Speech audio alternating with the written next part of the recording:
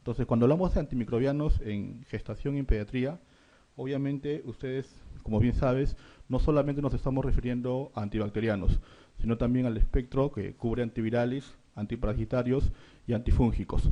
La primera parte de la exposición va a estar referido a todos los conceptos en lo que es en gestación. Se relacionan mucho con lo que vamos a ver en pediatría, en recién nacidos y en neonatos, pero básicamente los conceptos más importantes por los cambios fisiológicos de la gestación que condiciona per se alteraciones farmacocinéticas o farmacodinámicas, lo vamos a ver en gestación. Miren, de hecho, las infecciones son uno de los problemas más frecuentes durante el embarazo, principalmente infecciones del tracto urinario o infecciones de vía urinaria. Miren este porcentaje, del 25 al 40%, llegando inclusive hasta el 50%, de las pacientes reciben al menos un antibiótico durante el embarazo. Eso es importante, ¿no? Miren, ustedes ya saben eso, el embarazo es una situación especial, condiciona cambios fisiológicos. Estos cambios farmacocinéticos que ocurren durante el embarazo pueden alterar los efectos farmacológicos. Vamos a ver principalmente a nivel de lo que es la farmacocinética. Si les preguntaran conceptos básicos, ustedes recuerdan en farmacología dos conceptos iniciales básicos, farmacocinética y farmacodinámica. Lo que más se altera en gestación es farmacocinética, ¿ya? Farmacocinética. Y lo que siempre nos preocupa o involucra una posibilidad de riesgo es el riesgo teratogénico y la toxicidad asociada ya no tanto a estos efectos, sino a la seguridad del uso de los fármacos en relación a reacciones adversas medicamentosas. Veamos entonces, desarrollemos. Absorción. Ustedes saben que qué sucede en la gestación, lo que está elevado es la progesterona. Niveles elevados de progesterona que van a condicionar. Van a condicionar que el tránsito gastrointestinal sea prolongado, consecuentemente va a haber lento vaciamiento gástrico y menor motilidad intestinal. ¿Por qué se da esto? Por la elevación de la progesterona, como se dijo. Pero miren, la absorción no se va a alterar, no va a cambiar considerablemente en las gestantes en relación a la no gestación. Diferente a lo que sucede con distribución. Y acá sí es importante. Con distribución sí vamos a tener cambios importantes. Aumento del contenido total de agua corporal. Entonces va a haber incremento del volumen plasmático. Incremento del volumen plasmático y algo importante en lo que se refiere a los fármacos, principalmente para betalactámicos. Va a haber una disminución de la albúmina plasmática. ¿Por qué es importante esto? Ustedes recuerdan cuál es la proteína que se fija a los betalactámicos, es la albúmina. Es el transportador para que lo conduzca a nivel celular. Al ver una disminución fisiológica de la albúmina, ¿qué va a condicionar? Un aumento de la fracción libre.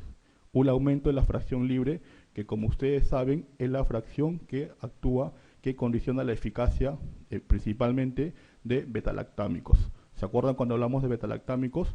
Estamos hablando de penicilinas, cefalosporinas, carbapenems y han hecho básicas de farmacología, antibióticos, penicilinas, cefalosporinas, carbapenem y monobactans.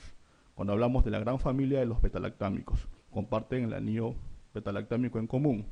Estos fármacos principalmente se asocian a la albúmina para poder actuar a nivel celular. Como hay menos albúmina en la gestación, la fracción libre del fármaco va a ser mayor.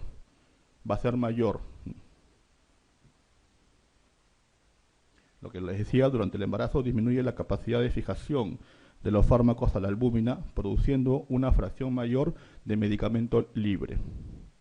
¿Metabolismo va a estar alterado? Sí. La actividad enzimática va a estar aumentada.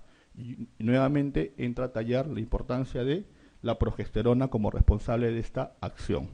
Entonces, ya tenemos algunos conceptos. La absorción no se va a ver alterada. La distribución, sí, mayor volumen, va a condicionar un mayor volumen plasmático renal. La albúmina disminuida, mayor fracción libre del fármaco. Y a nivel metabólico, la actividad enzimática va a estar incrementada, principalmente a expensas de lo que es el aumento nuevamente de la progesterona.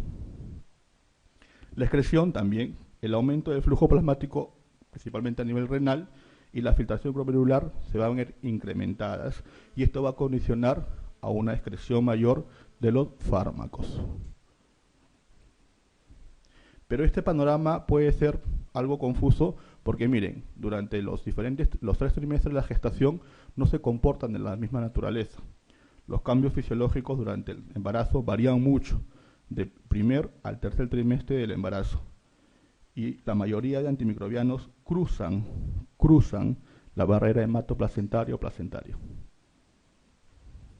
A mayor edad gestacional, la permeabilidad placentaria es mayor. O si quieres, la edad gestacional es directamente proporcional a la posibilidad del paso de fármacos a nivel placentario durante el tercer trimestre en relación al segundo y primer trimestre. A mayor edad gestacional, la permeabilidad placentaria va a ser mayor. En resumen, lo que hemos hablado en los conceptos iniciales, ¿cuáles son los factores que influyen en el paso transplacentario de los fármacos? La solubilidad lipídica, grado de ionización, el peso molecular, va a ser importante, menor peso molecular, mayor facilidad de paso placentario, afinidad a proteína, hemos visto, la disminución de la albúmina condiciona mayor posibilidad de encontrar concentraciones de fármaco libre. Área de la superficie materno-fetal, recuerda que es proporcional a la edad gestacional, la permeabilidad. Flujo sanguíneo placentario, sabes que se está alterado por aumento del flujo plasmático renal. Y estadio del embarazo y metabolismo placentario. Pero todo lo que sabemos de estos conceptos, si lo llevamos al aspecto estadístico, es de bajo poder estadístico, porque resulta, por una condición ética, no podemos hacer estudios, de repente como los ensayos amplios o basados en evidencia, y la mayor cantidad de información que tenemos van a ser de reporte de casos o de estudios que hemos realizado en animales o algunos casos y controles. Es por eso de que esta información para algunos es considerado de bajo poder estadístico, y ustedes van a ver, si lo han visto en su práctica diaria, que a veces prima lo que llamamos riesgo-beneficio. En base a eso, miren, en el 79 surge la famosa clasificación o las categorías dadas por la FDA, que es la que todos hemos manejado o seguimos manejando de acuerdo a la prescripción que vamos a realizar de determinado fármaco, pertenezca o no a determinada categoría, el usar, prescribir, contraindicar en forma relativa o en forma absoluta. Si nos preguntaran en forma general, ¿qué fármacos debemos tener claro que no deberíamos usar en la gestación? Creo que todos hemos manejado esos conceptos. Por ejemplo, quinolonas. Quinolonas no deberíamos manejar. Vamos a ver esto más adelante y las preguntas van a estar referidas principalmente a eso. Pero el concepto importante, acuérdate de lo que no deberías usar o está contraindicado en la gestación, es quinolonas, es tetraciclinas. Igual para población pediátrica, adelantándonos. De ahí todos los demás fármacos va a depender de la situación riesgo-beneficio. Doctor, pero yo he leído que puedo usar quinolonas en gestación. Sí, hay algunas condiciones que sí podrías usar, pero son de acuerdo a la condición clínica. En nuestro país, en nuestra norma, si usted lees las normas técnicas o las guías nacionales, aconsejan no usar quinolonas, ¿ya? Entonces veamos, categoría A, estudios controlados no han demostrado riesgo fetal. Y para adelantarnos, no existe o no se enuncia ningún fármaco que pertenezca en esta etapa de gestación a la categoría A. No hay categoría A fármaco. Doctor, el agua. Categoría A. Eso preguntaron. En pregrado les preguntan. Categoría A, el agua. No, el agua no. Primero que el concepto de fármaco está estableciéndose si el agua es considerado un fármaco o no. Para algunos sí, para algunos no. Pero igual, el agua puede condicionar efectos secundarios no relacionados a su eficacia, sino a su seguridad. Por lo tanto, en gestación, así sea el agua, no se establece que exista un fármaco en la categoría A que pertenezca a la categoría A. Categoría B, estudios en animales no han demostrado riesgo fetal, pero no se han realizado, como la gran mayoría que vamos a ver, estudios comprobatorios en humanos, o estudios en animales han demostrado riesgo fetal que no han sido confirmados en estudios controlados en humanos. En la categoría B vamos a ver como gran ejemplo a lo que les había adelantado los betalactámicos, principalmente las penicilinas o cefalosporinas, ¿no? Categoría C. Estudios en animales han demostrado riesgo fetal y no se han realizado estudios controlados en humanos o no se dispone de estudios en humanos y animales. Categoría D. Hay evidencias de riesgo fetal. Hay información, hay estudios, pero el beneficio de su uso es superior al riesgo de su consumo durante el embarazo. Y acá podemos hablar de los antivirales, por ejemplo, que utilizamos para lo que es transmisión vertical, en infección VIH, podemos utilizar el uso de antituberculosos, vamos a verlos. Y categoría X, obviamente, hay evidencias de riesgo fetal y el riesgo de su uso es superior al beneficio de su consumo durante el embarazo. Por lo tanto, no se deberían usar o su contraindicación es absoluta. Veamos. Hemos remarcado aquellos fármacos que han sido motivo de preguntas y que ustedes tengan claro no utilizar. Hayamos adelantado, por ejemplo, lo que son tetraciclinas. Ejemplo, la que más uso se da en nuestro medio, doxiciclina. Categoría D, doxiciclina, no deberíamos utilizarlo bajo ninguna condición, ni siquiera aquella que supere el riesgo, el beneficio supere el riesgo. Igual, mira, categoría D, dos importantes aminoglucósidos, estreptomicina y canamicina. Estreptomicina, categoría D, y canamicina. Es importante eso, tú sabes ya los efectos adversos llevados en la práctica diaria por el uso de aminoglucósidos, principalmente estos ejemplos, que son efectos nefrotóxicos y u ototóxicos. De ahí lo que habíamos mencionado, ¿no? En categoría A no tenemos ningún ejemplo importante. Categoría B, principalmente el grupo más ampliamente utilizado, que son el grupo de los betalactámicos. Categoría C, algunos aminoglucósidos, y es el que usamos en gestantes. Ustedes han visto en sus prácticas en internado, ¿no? O en su práctica diaria asistencial, se sigue utilizando amicacina en gestantes en infección del tracto urinario, principalmente con posibilidad de pilonefritis o afectación sistémica. Se utiliza, debería o no utilizarse. Mira, la categoría es C. ¿Ya? Hemos condicionado de que acá es donde se plantea el criterio de riesgo-beneficio. En antivirales, si quiero que te recuerdes uno, quiero que te recuerdes de este. Ribavirina. Mira, categoría X. Mira, remarcado importante. Contraindicación absoluta.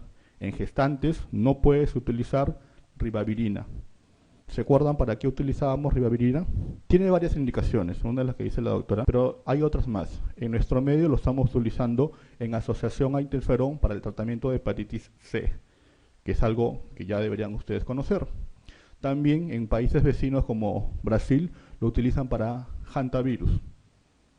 Pero en nuestro medio quizás la posibilidad de usarlo está a la eficacia que tiene asociada a interferón para tratamiento de hepatitis C. Antes que me olvide, la hepatitis que sí estamos tratando en nuestro país, inclusive en gestantes, es la de tipo B, ¿sí? ¿Pero qué hepatitis tratamos? ¿La hepatitis aguda o la crónica? La idea de estas clases, porque acá son un montón de conceptos, es poder a ustedes con algunas, de repente, simplicidad, darle conceptos de lo que pueden preguntarles, orientado al examen que ustedes van a dar. Hepatitis B, la que estamos tratando en el ministerio desde el año pasado, es la hepatitis B crónica, doctores. La hepatitis B aguda es un manejo sintomático. Existe, por cuestiones que ustedes lo van a ver en la teoría, alguna población de esta hepatitis B que condiciona pasar a la cronicidad. ¿Se acuerdan de eso? ¿Sí? Ya han hecho las clases de hepatitis B, ¿sí? Entonces simplemente recordar. La hepatitis B crónica es aquella donde el antígeno de superficie de hepatitis B permanece más de 6 meses. ¿Se acuerdan de esos conceptos? ¿Sí? Son conceptos importantes. La hepatitis B crónica, en la hepatitis B tengo varios marcadores virales. El que yo solicito, uno de los que solicito dentro de mi perfil, es el antígeno de superficie. ¿Se acuerdan de eso? Si este antígeno de superficie permanece más de 6 meses en la población, o en este caso en este paciente, ese es el concepto de hepatitis B crónica.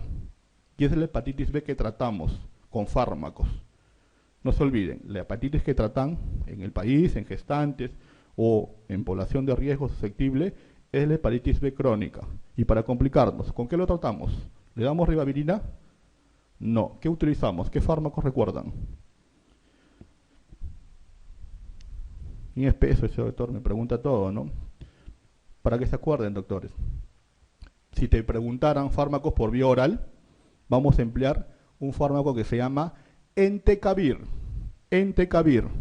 Porque esto es fresco, esto es nuestra norma actual, lo tenemos. Es el manejo diario. En el ministerio, en todos los hospitales de nuestro país y en zonas endémicas, estamos utilizando Entecavir en vía oral, tabletas, viene de 0,5 miligramos. Utilizamos para tratamiento de hepatitis B crónica. Entonces, importante eso. De este gráfico, no te olvides, ribavirina, hepatitis C, contraindicado en gestantes. Y así, otro tipo de categorías, mira, habíamos mencionado, categoría B, algunos antivirales que utilizamos para manejo de VIH, atazanavir, darunavir, tiranocina, endricitabina, enfuvirtide, nelfinavir, ritonavir, saquinavir y tenofovir. De estos fármacos actualmente, ¿cuál es el que utilizamos en las gestantes en tratamiento de sea pacientes con infección por VIH durante la gestación o aquellas gestantes que ya tienen el diagnóstico y han salido embarazadas? ¿Cuál es el fármaco de elección en la terapia triple de gestantes? ¿Se acuerdan? La norma nacional establece utilizar siempre, como en todos los pacientes, una terapia triple. La terapia triple involucra el que tú utilices dos nucleócidos más un inhibidor de proteasa, porque estamos hablando de gestantes, ¿no? Estamos en ese escenario. Si no fuera gestantes, puedes emplear un no nucleócido más un inhibidor de proteasa, como ustedes bien han dicho. El esquema básico inicial en nuestro país es sidobudina, lamivudina, y el inhibidor de proteasa o IP que usamos se llama lopinavir asociado a ritonavir. Lopinavir asociado a ritonavir, el famoso Caletra, que es el nombre comercial, Caletra. Entonces no te olvides, en gestantes, en nuestro país, la norma técnica, que es relativamente actualizada en noviembre del año pasado, bueno, va a ser un año, establece sidobudina, lamivudina, lopinavir asociado a ritonavir. Entonces, miren, este es un esquema de lo que frecuentemente son las infecciones que vemos con cierta, bueno, valga la redundancia, frecuencia, ¿no? O incidencia o prevalencia.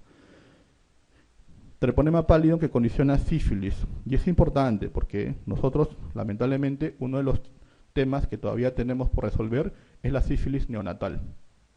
Se ha propuesto que para el 2015 se erradique la sífilis neonatal, pero todavía tenemos gestantes con el diagnóstico de sífilis. Adelantándonos a lo que viene, tratamiento de elección, de fármaco de elección en sífilis en gestación es penicilina benzatínica. Penicilina benzatínica.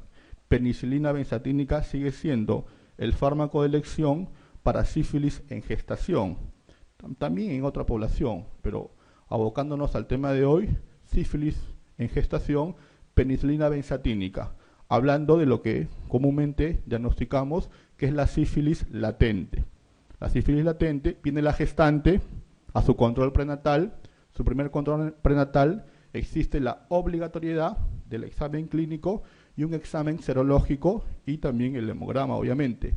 En el examen serológico de rutina, lo que deberíamos pedir y está normado es la prueba para sífilis, que sigue siendo lamentablemente una prueba no treponémica. Pedimos RPR o BDRL y la prueba para infección por VIH. Si la gestante no tiene ninguna lesión genital o al momento de tu evaluación clínica no hay presencia de úlceras genitales que te cataloguen la sospecha de chancro o lesiones dérmicas, pensar en una sífilis secundaria que esté completamente asintomática, pero tú tienes una serología positiva, eso se llama sífilis latente. ¿Sí? ¿Se entiende ese concepto? La presencia de marcadores serológicos reactivos o positivos con la ausencia clínica. Esto se llama sífilis latente y tenemos la obligatoriedad de confirmarlo con las pruebas que ustedes saben son las pruebas específicas o llamadas pruebas treponémicas, que en nuestro país principalmente es el FTA, absorcio. Si establecemos que esto es positivo o reactivo, vamos a dar tratamiento a la gestante con sífilis latente y el uso de la penicilina benzatínica es el fármaco de elección. 2.400.000 unidades por vía intramuscular por semana por 3 dosis. ¿Sí? Es para recordar solamente, ¿no? Igual sigue siendo importante en nuestro medio, a nivel de zonas endémicas de nuestra selva y la costa norte, la presencia de malaria. Cuando ustedes hagan su clase de tropicales van a ver que existe la presencia de Plasmodium falciparum, vivas y principalmente ovale o malariae. ¿Cuál tenemos aparte de estos de falciparum y vivas? ¿Ovale existe en nuestro país? No se ha descrito casos todavía de presencia de ovale, ¿no? Importados quizás sí, pero en nuestro medio, ellos dos, los más importantes, falciparum y vivax, y también se describe la presencia de malariae. Lo que está asociado a formas severas es la infección que condiciona falciparum. Y ustedes, algo importante, la gestación, la condición de gestación ya establece un criterio de severidad. Severidad. Recuerden eso. La gestación ya establece que sea independientemente de la forma de Plasmodium que tú puedas determinar. Igual, la presencia de varicela, rubiola, citomegalovirus y obviamente, lo que habíamos hablado, adelantado un poco, infección por VIH, ¿no? Infecciones por bacterias, E. coli, infección de vía urinaria o tracto urinario, gérmenes involucrados también en procesos de corioamnionitis, ureoplasma, micoplasma. En sepsis neonatal, quizás en nuestro medio no tan frecuente como en otras series, pero sí listeria, ¿no? Brucelosis, sí, en nuestro medio, sí. Presencia de salmonelosis o fiebre entérica, clamidia trachomatis, Neisseria gonorrhoeae, infecciones pélvicas y Mycobacterium tuberculoso, que también puede darse en la gestación. Y recuerden que el tratamiento es tan igual que lo que utilizamos en pacientes o aquellos que no estén gestando. Hongos, sí, pues algunos condicionan de que la gestación es una situación de inmunosupresión o inmunocompromiso, entre comillas, llamado fisiológico, y va a haber la posibilidad de colonización o infección de lo que es candida, principalmente albicans, a nivel vulvovaginal, ¿no? Bueno, entonces miren, algo que también ustedes tienen que saber y preguntaron es relacionado a, así de sencillo, ¿cuál es el fármaco que se emplea como profilaxis, obviamente prequirúrgica, en la principal cirugía que es en gestación, que es la cesárea? Y no se olviden, es cefazolina. Cefazolina. Doctor, en mi hospital usan ceftriaxona. Está mal, pues. En mi hospital usan meropenem y mepenem. No recuerda algo, que lo que hacemos es profiláctico. Y sencillamente la droga de elección es cefazolina. Este trabajo del 2007 estableció lo que ustedes, quizás como un dato adicional, el momento adecuado de la administración de la cefazolina. Y obviamente es antes de hacer la incisión. Porque compararon eso, el momento en el que era más adecuado en disminuir la posibilidad de una infección a nivel endometrial. Si era antes del corte o cuando hacías el clampaje del cordón. Este trabajo demostró que la eficacia y obviamente la seguridad es mucho mayor con disminución de la morbilidad cuando se hacía la administración antes de la incisión. Pero si te preguntaran, el fármaco de elección en profilaxis, en cirugías pélvicas, se lo pueden preguntar, cesáreas, histerectomías, es cefazolina, que es una cefalosporina de primera, segunda o tercera. Primera, ¿seguros? Segunda, tercera, cuarta, quinta.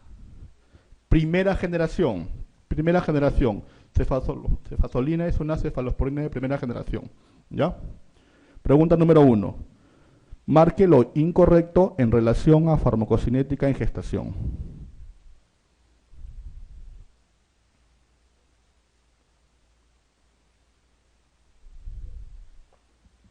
El doctor dice C.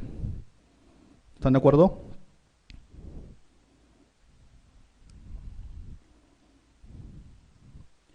C. Se produce una fracción menor de medicamento libre.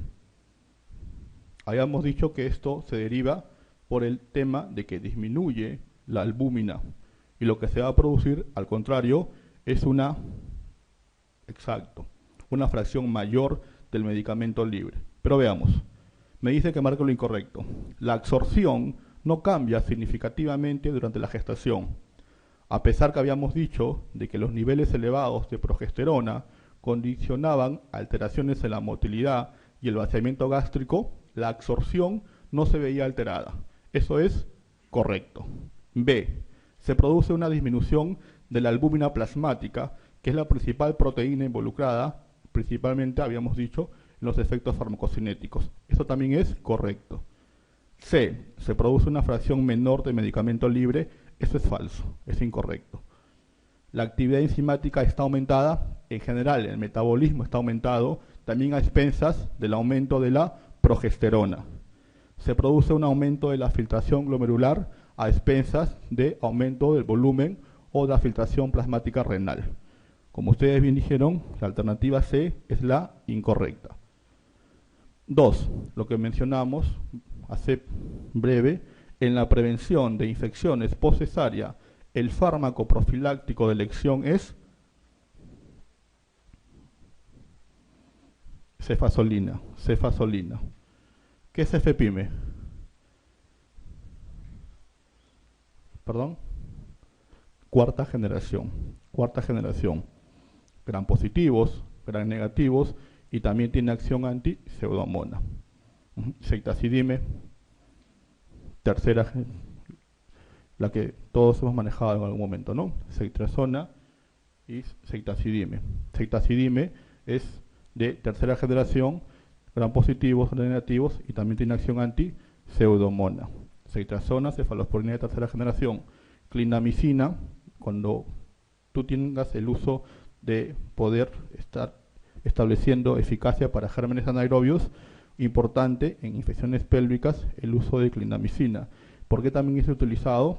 Porque su mecanismo de acción es diferente a lo que usamos con betalactámicos, ¿no? Pero la respuesta es cefazolina. 3. Marque lo incorrecto en relación a pasaje placentario de fármacos. Veamos. A. La transferencia placentaria depende del peso molecular, sí. Solubilidad en lípidos, sí. Grado de ionización, sí. Y fijación a proteínas, obviamente que sí. Son conceptos farmacológicos. Eso es correcto, ¿no? B. A mayor edad gestacional, la permeabilidad placentaria es menor. Al contrario, habíamos dicho de que a mayor edad gestacional, la permeabilidad placentaria es mayor. O te podían preguntar en el tercer trimestre, o sea, a mayor edad gestacional hay mayor posibilidad de que el porcentaje sea mayor en paso placentario. Eso es incorrecto, ¿no? C. Las drogas con bajo peso molecular cruzan la membrana placentaria con mayor facilidad. Sí, obviamente que sí, ¿no? D. Solo difunde a través de la placenta la fracción no ionizada o fracción libre. Sí, y este es uno de los temas importantes en gestación, porque recuerda que la fracción libre va a estar en mayor porcentaje. Alternativa incorrecta, clave B. 4. Según la FDA, la estreptomicina y la kanamicina, que son aminoglucósidos, se encuentran dentro de la categoría más fácil, ¿no? Categoría D. No te olvides, categoría A no tenemos fármacos, categoría de X son pocos los que tenemos, pero no te olvides de ribavirina. Entonces, luego de este preámbulo, vamos a desarrollar algunos conceptos que ustedes ya han estudiado, pero principalmente abocados a lo que son uso en gestación. Veamos, penicilinas y cefalosporinas. Miren, las concentraciones plasmáticas de las penicilinas y de las cefalosporinas en las mujeres gestantes son menores que en las mujeres no embarazadas, debido a lo que habíamos visto anteriormente, un aumento de la eliminación renal por un aumento del metabolismo. Penicilinas y cefalosporinas atraviesan la placenta. No hay pruebas de que las penicilinas y las cefalosporinas sean teratogénicas. Por lo tanto, podemos utilizarlas. Y resulta siendo válido que son una de las que más se utilizan, sea por su eficacia y principalmente por su seguridad. Recuerdan que cuando siempre se los dije, creo que también en la clase anterior o en las clases, siempre cuando hablemos de fármacos, hablamos de dos conceptos: la eficacia y la seguridad. en general, no solo para gestantes, para lo que ustedes quieran. Eficacia quiere decir que yo consiga el efecto terapéutico. Quiero tratar brucelosis, quiero conseguir la eliminación o la erradicación de la brucela. Eso yo mido mi eficacia. Quiero tratar VIH, quiero condicionar que no exista replicación viral. Eso es mi eficacia.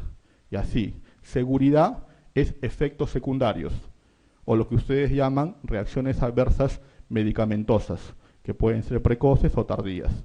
Entonces, siempre que hablemos de fármacos, en términos farmacológicos, dos conceptos, la eficacia y la seguridad. Para penicilinas, en general, el uso de beta-lactámicos en gestantes son eficaces y también resultan siendo seguras. La información sobre la combinación de amoxicilina y ácido clavulánico es, de alguna otra forma, motivo para comentar al respecto este famoso ensayo clínico. Ya estamos hablando no solo de beta-lactámicos, sino la asociación de beta-lactámicos a lo que llamamos los inhibidores de beta-lactamasas, ácido clavulánico, ¿no? Principalmente, ¿no? Entonces, ¿qué se vio en este estudio? No resulta siendo, de repente, de alguna otra forma, perjudicial en gestantes, pero ¿qué se vio? La amoxicilina y ácido clavulánico no tuvo un efecto significativo en la prolongación del periodo de gestación, pero se asoció con un incremento de la incidencia de enterocolitis necrosante. La asociación, y solo fármacos lo utilizaban en ese entonces, principalmente para lo que era corionionitis, ¿no? Como una de las indicaciones. Se vio que en las gestantes no condicionaban mayor riesgo, pero algunas series establecieron el reporte de la asociación con incremento de la incidencia de enterocolitis necrosante. Aunque hay poca información, hablando de otros fármacos, se considera que imipenem asociado a cilastatina es un fármaco seguro y eficaz durante el embarazo. Para ordenarnos, hemos hablado penicilinas brevemente, hemos hablado la asociación de amoxicilina ácido clavulánico, condiciona la posibilidad en el recién nacido de enterocolitis. Ahora estamos hablando de un concepto del uso de los famosos carbapenens. Los carbapenens tenemos meropenem, imipenem, ertapenem. Cuando tú escuches de estos fármacos, tienes que usarlos exclusivamente para infecciones severas. Inclusive lo hemos usado en infecciones principalmente intrahospitalarias. ¿Qué se ha visto? Cuando usan imipenem en gestantes, se considera, a pesar de que hay poca información, que sea un fármaco seguro. El problema no va a ser en gestantes. Adelantándonos, va a ser en población pediátrica. El uso de imipenem en menores de 3 años es un riesgo para la condición de aparición de convulsiones. Y esa es pregunta clásica. ¿Sí? Sí. Imipenem, pero en población pediátrica. Los estudios, que existen muchos, ha demostrado que en otros grupos etarios no existe la concomitancia o la condición de la aparición de estas convulsiones. Pero sí una recomendación, quizás no es una contraindicación absoluta, puede ser relativa, es en menores de 3 años. ¿Por qué motivo? Por la probable asociación a convulsiones. Pero en gestantes, ¿puedes usarlo? Sí. Veamos ahora macrólidos y lincosaminas. Cuando hablamos de macrólidos, vamos a recordarnos de 3 fármacos: eritromicina, claritromicina y acitromicina. No queremos más por ahora. ¿Existen más? Sí. Pero acuérdate, eritromicina, claritromicina y acitromicina. De lejos el que más usan en nuestro país, por el término también económico, es el uso de eritromicina. Veamos. Eritromicina cruza la placenta, sí, y las concentraciones plasmáticas fetales van a ser bajas, miren, alrededor del 5 al 20% de las concentraciones maternas. En gestantes tratadas con eritro no se ha observado un aumento del riesgo de malformaciones congénitas. O sea, como fármaco no se ha observado la aparición de malformaciones. El tema con eritromicina está más que todo relacionado a una de las formas de las sales, que son las sales de estolato de eritromicina. No se ha visto relacionado a efectos teratogénicos, pero sí en gestantes riesgo de hepatotoxicidad, principalmente con sales de estolato de eritromicina, que es una de las presentaciones que, como ustedes saben, tenemos en nuestro ministerio, ¿no? Eso es lo que ustedes tienen que recordar. No es teratogénica, pero sí hay reporte de riesgo de hepatotoxicidad. Entonces, ante esa disyuntiva o ante esa posibilidad, tenemos otros fármacos también que resultan siendo igual de eficaces o inclusive con mayor un espectro bacteriano, pero mucho más seguras. Quizás el inconveniente sería el tema del costo. Y la ventaja también de claritromicina y acitromicina es la dosificación. Ustedes recuerden que eritromicina tenemos que darlo principalmente cada 6 horas, a diferencia de lo que hacemos con claritromicina, que lo usamos cada 12 horas, o acitromicina, que lo podemos utilizar una sola vez al día o cada 24 horas. Entonces veamos. Claritromicina y acitromicina cruzan la placenta, sí, y las concentraciones plasmáticas fetales son bajas. A diferencia de eritromicina, los datos sobre el uso de estos macrólidos en humanos y sus efectos teratogénicos son muy limitados, pero a pesar de eso sí se pueden utilizar. Hemos visto que no hay reportes mayores de, salvo el empleo de estolato eritromicina, relacionado más que todo a hepatotoxicidad. Entonces, penicilinas, hemos visto que podemos utilizar macrólidos, y ahora veamos brevemente clindamicina. ¿Cruza la placenta? Sí, pero miren, acá aumenta el porcentaje. La clindamicina cruza la placenta y las concentraciones plasmáticas fetales son aproximadamente el 50%, la mitad de las concentraciones plasmáticas maternas. En mujeres gestantes no se ha observado un aumento de los defectos congénitos, por lo tanto podemos también utilizarla, ¿no?